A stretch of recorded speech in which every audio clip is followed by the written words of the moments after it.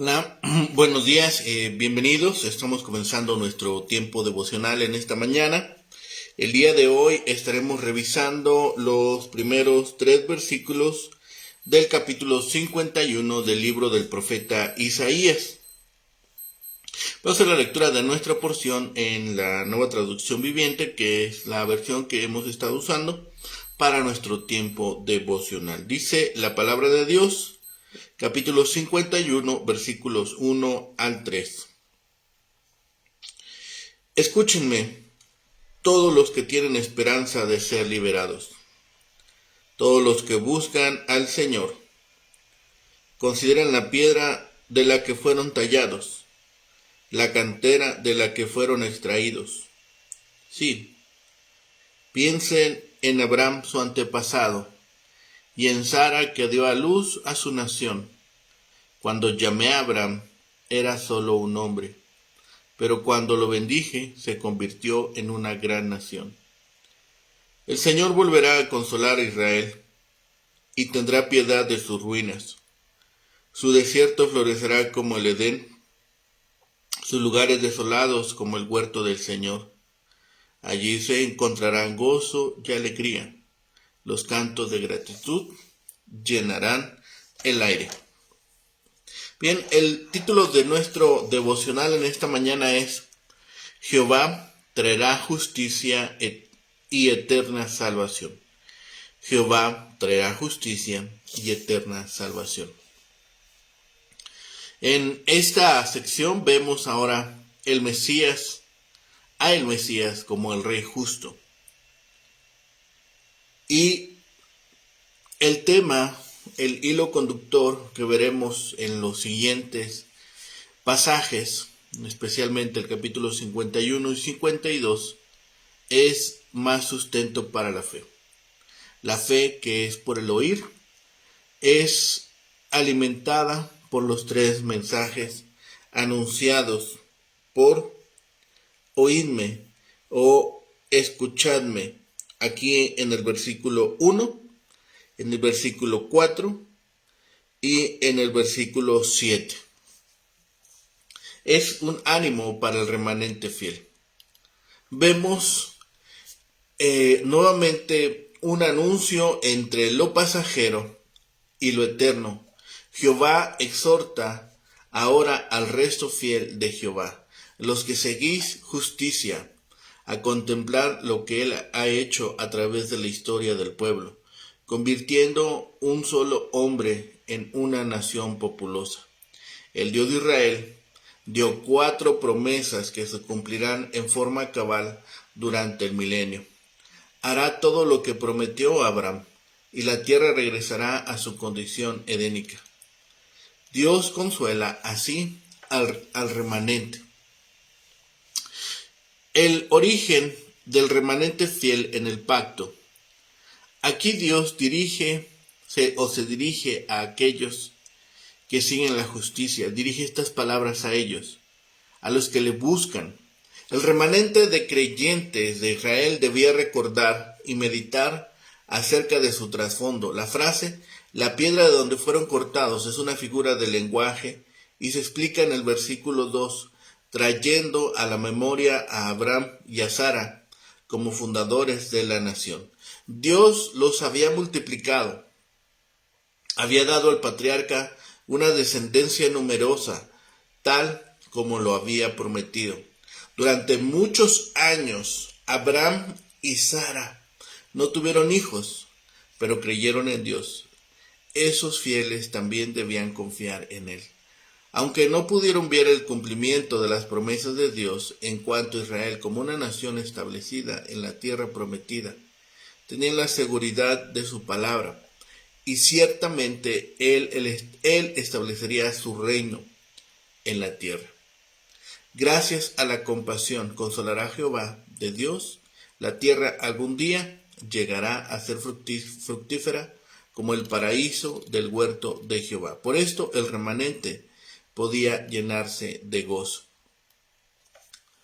Todos los de Israel que desean liberación deben recordar el cuidado de Dios desde que Él les sacó de la cantera, Mesopotamia, deben animarse por la memoria de la gracia con que Dios trató a Abraham y a Sara y cómo les dio numerosa posteridad, y deben alentarse por su promesa de que consolará a Sión. Hay estos tres llamados a oír y también tres llamadas a despertar. Versículo 9, despierta. Versículo 17, despierta, oh Jerusalén, despierta. Y en el capítulo 52, versículo 1, despierta, oh Sión, despierta. Esta también es la liberación eterna prometida. En este capítulo y en el siguiente tenemos un grupo de diálogos más libremente conectados acerca de la liberación divina. Ellos nos muestran la irrupción de la salvación y el apartamiento de la copa de la ira divina de aquellos que ansiosamente anhelan la salvación. El llamado oídme es triple, como lo es el llamado similar a despertar. Los dos capítulos, pues, están estrechamente relacionados, aunque los discursos estén conectados más libremente. El primer oídme que vemos aquí, del versículo 1 al versículo 3, es el valor de la retrospección. El profeta parece enseñar que la maravilla encerrada en el origen de Israel es una base de su fe para su restauración y perpetuidad. Al núcleo fiel, pues, le dice: los que buscáis enderezar las cosas, mirad de nuevo a vuestros providenciales comienzos. Pensad en Abraham, la piedra donde fuisteis cortados, y en Sara, la que os dio a luz, Abraham el anciano y Sara la estéril, a quienes Dios bendijo y multiplicó. Dios llamó a Abraham cuando era un individuo solo y lo acrecentó del uno a muchos. Por la gracia de Dios, el desierto se convierte en huerto de Jehová, y voces de canto alegran ahora lo que era un desierto. Por la fe, el desierto se convierte en un paraíso regado como el mismo Edén. De modo que el mensaje del profeta es: recordad y regocijaos. Estas exhortaciones a confiar en el Mesías se van repitiendo. Para los privilegiados por el nuevo nacimiento, es bueno que consideren que fueron formados en pecado. Esto debiera hacernos pensar de nosotros en forma humilde, provocar los pensamientos más elevados sobre la gracia divina. El consuelo más grande es haber sido hecho útil para la gloria de Dios. Mientras más santidad tengan los hombres y más bien hagan, más alegría tienen. Reflexionemos seriamente en nuestra culpa. Hacerlo así tiende a mantener humilde el corazón y despierta y sensibiliza la conciencia. Hacen a Cristo más precioso para el alma y da fuerzas a nuestros intentos y oraciones por los demás. Dice la palabra: Jehová traerá justicia y eterna salvación. Este capítulo 51 continúa con la exhortación que vimos en el capítulo 50. De sus formulaciones resalta el estado caótico, tanto material como espiritual, que experimentaban los judíos en Jerusalén y en Judá. Aparte de una escasa y magra población judía, había una triste situación de injusticia y explotación. Así que este capítulo contiene palabras de consuelo para el remanente de Sión. Dios cuidará de que este remanente no perezca. Dios va a libertar a su pueblo. La salvación está cerca, pues los perseguidores del pueblo de Dios son frágiles criaturas. El mismo poder que obró en el pasado también obrará de forma completa, de forma total, ahora para el bien de Israel.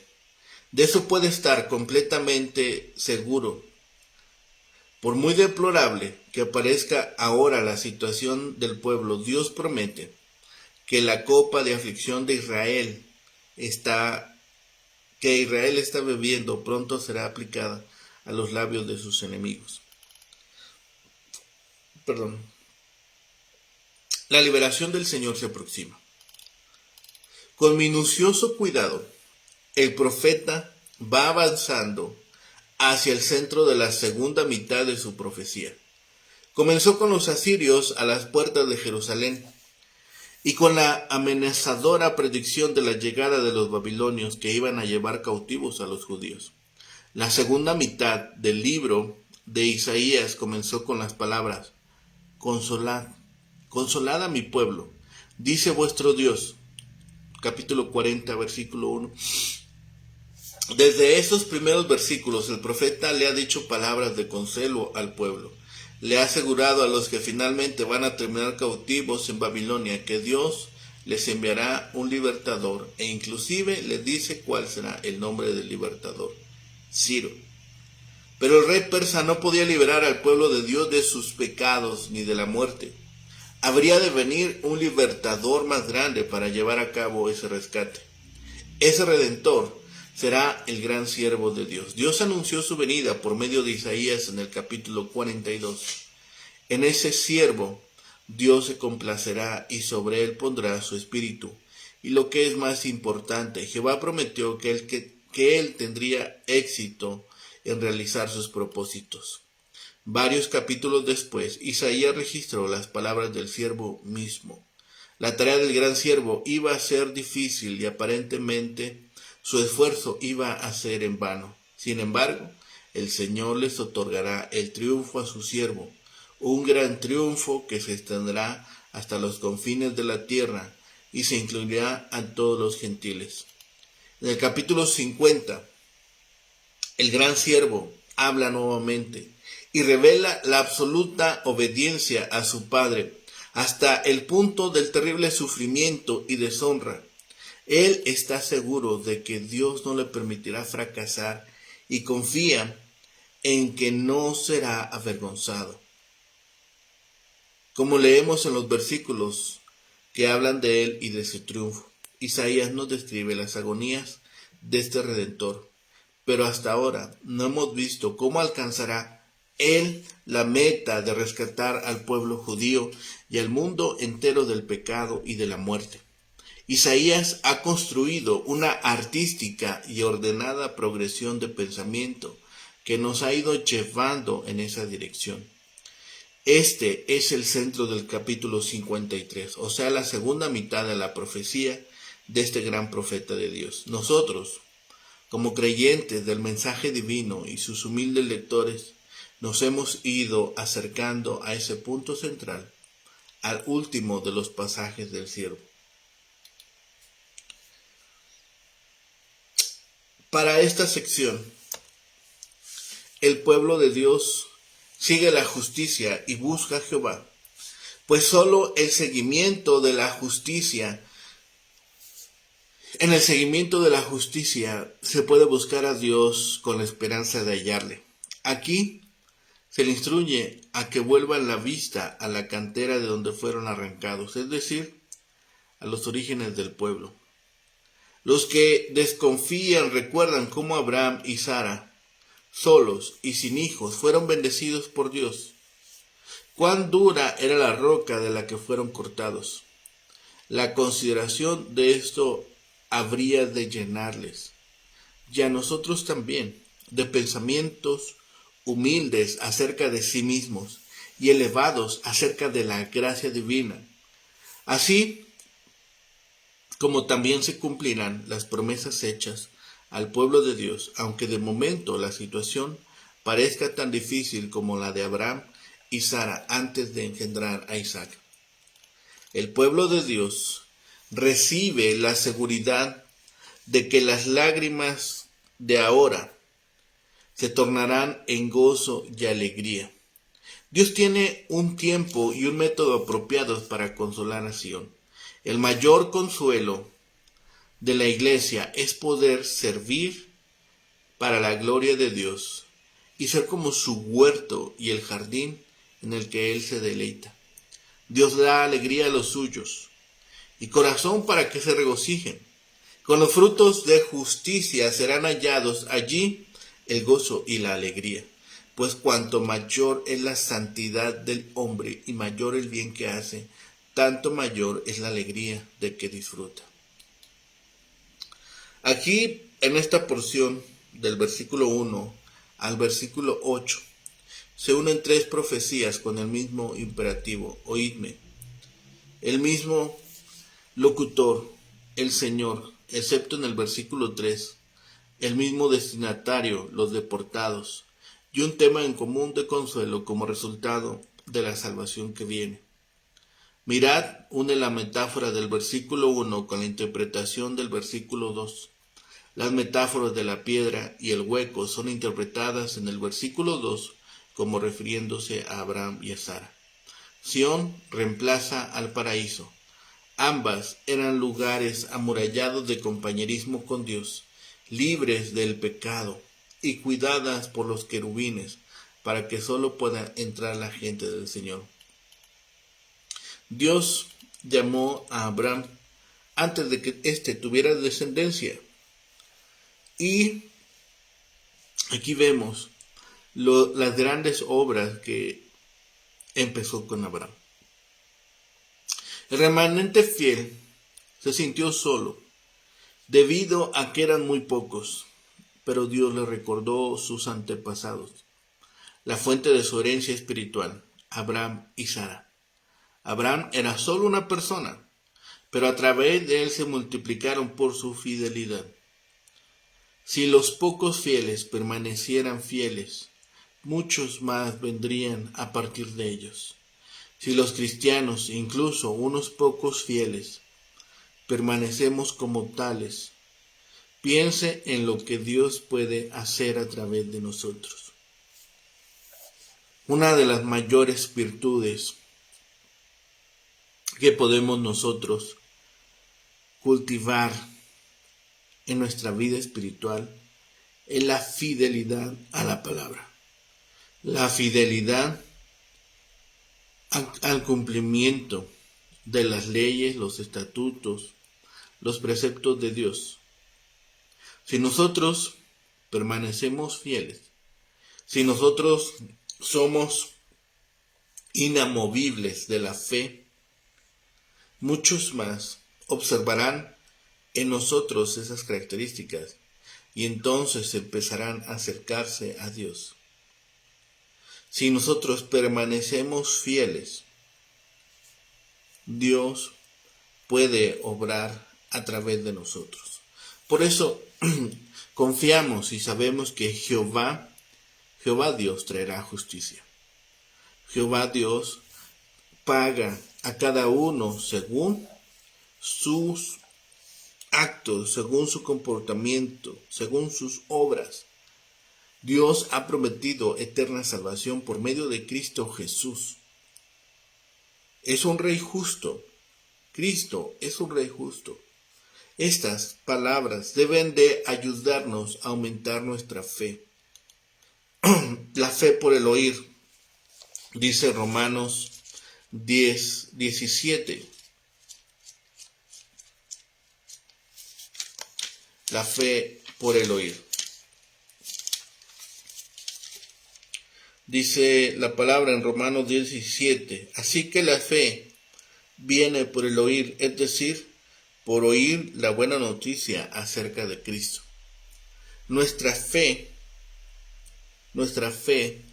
viene de escuchar las promesas, de escuchar las buenas noticias de Dios.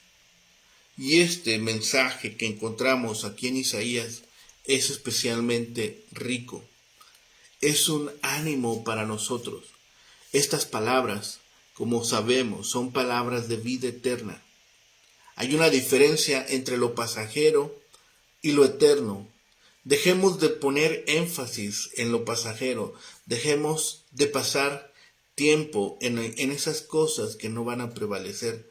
Y pongamos atención a las cosas de Dios, a lo que va, a lo que es eterno y a lo que va a preservarse. Jehová nos exhorta, dice, los que siguen la justicia, a contemplar lo que Él ha hecho a través de la historia de nuestra vida, a través de sus actos de amor en nosotros, todas las grandes cosas que ha obrado en nuestra vida. Desde dónde nos llamó, desde dónde hizo ese llamado, desde dónde esas cuerdas de amor nos fueron llamando hasta su presencia. ¿En qué condiciones nos encontrábamos? El Dios de Israel, Jehová, Dios de los ejércitos, ha dado promesas. Ha dado promesas a contemplar también lo que ha hecho a través de la historia de la humanidad. Cómo es que hombres, jóvenes, ancianos incluso, fieles, Dios los ha usado. Dios ha usado su condición, Dios ha usado su vida para hacer grandes cosas. Tomemos este tiempo de retrospección, tomemos este tiempo para meditar. Recordemos cuáles han sido nuestros comienzos. Sabemos que fuimos concebidos en pecado y tenemos esa tendencia natural a pecar. No es inherente en el hombre, pero así sucedió desde el huerto de Edén. En esa condición, ese legado fue sobre nosotros, pero Cristo vino a romper con esa condición. Cristo vino a rescatar, a restituir las cosas que había hecho, a redimirnos en la cruz del Calvario. Esto es importante que nosotros lo recordemos todos los días, en cada momento, en cada instante, y dar gracias a Dios por haber actuado de esa forma. Dice que desde antes de que nosotros fuésemos formados, Dios ya nos anhelaba. En el vientre de nuestra madre, nuestros ojos, nuestro embrión, vieron el rostro de Dios. Así que no podemos decir que Dios no ha estado al pendiente de nosotros. No podemos decir que Dios no nos ha buscado. Es este nuevo nacimiento, este pasar de muerte a vida, el que debe proveernos alegría. Es el que debe permitirnos pensar humildemente y provocar estos pensamientos sobre la sublime gracia divina. No seamos rebeldes. No estemos solamente viviendo para nuestros propios deleites. Podemos deleitarnos en Dios. Podemos buscar el rostro de Dios. El consuelo más grande es ser útiles para la gloria de Dios. El consuelo más completo, más sublime, es que seamos útiles para los propósitos de Dios. Mientras más santidad, mientras más apartados seamos del mundo, mientras nosotros estemos muertos a nuestros propios deseos y anhelos, viviremos para Dios. Hagámoslo. Probemos ahora en esto a Dios. Mientras más santidad tengan los hombres y más bien hagan, más alegría tendremos. Pero alegría en cosas que son duraderas, en cosas que son eternas, en cosas que son para siempre. Hacerlo así provocará en nosotros un corazón humilde y una conciencia despierta y sensible a la voz de Dios. Hagamos para Cristo nuestro más preciado amigo, nuestro más preciado sustento. Hagamos de Cristo lo más precioso para el alma, como el que nos da fuerzas para nuestros intentos, como quien nos sustenta en momentos de prueba, de tribulación, de dolor, de persecución, como quien escucha nuestras oraciones e intercede por nosotros delante del Padre. Recordemos que Jehová es el único que traerá justicia y eterna salvación. Muchas veces nosotros podemos pensar que somos extranjeros, pero recordemos las palabras en el capítulo 1 del Evangelio según San Juan, cuando dice que a los suyos vino y los suyos no le recibieron, mas a todos los que le recibieron les dio potestad de ser hechos hijos de Dios, los cuales no son engendrados ni de sangre, ni de carne, ni de voluntad de varón, sino de Dios. ¿Sí? Vino al mismo mundo que él había creado, pero el mundo no le reconoció. Vino a los de su propio pueblo, y hasta ellos lo rechazaron. Pero a todos los que creyeron en él y lo recibieron, les dio el derecho de llegar a ser hijos de Dios. Ellos nacen de nuevo, no mediante un nacimiento físico como resultado de la pasión o de la iniciativa humana, sino por medio de un nacimiento que proviene de Dios. Hemos sido rescatados por Cristo y hemos sido dotados de un propósito en Dios. Así que busquemos todos los días el rostro de Dios. Así que elevemos nuestras oraciones.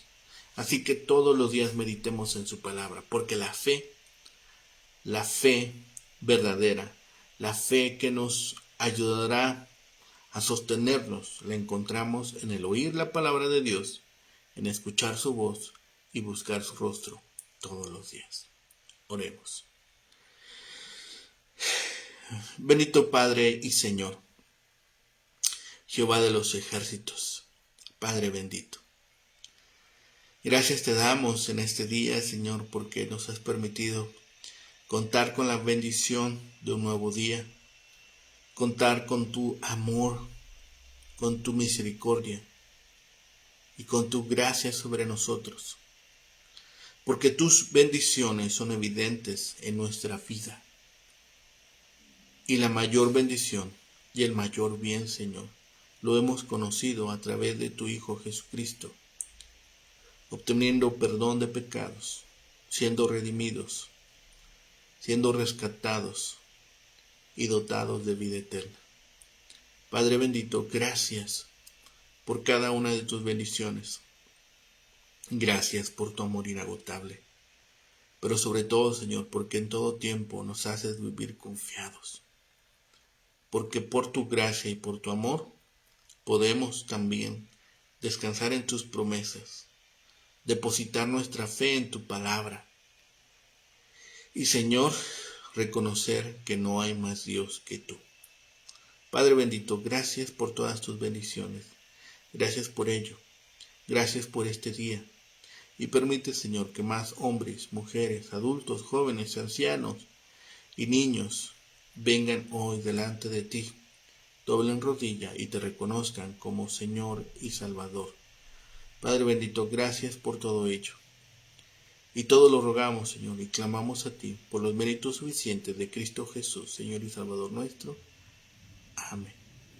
Que tengan un excelente día. Que el Señor les bendiga.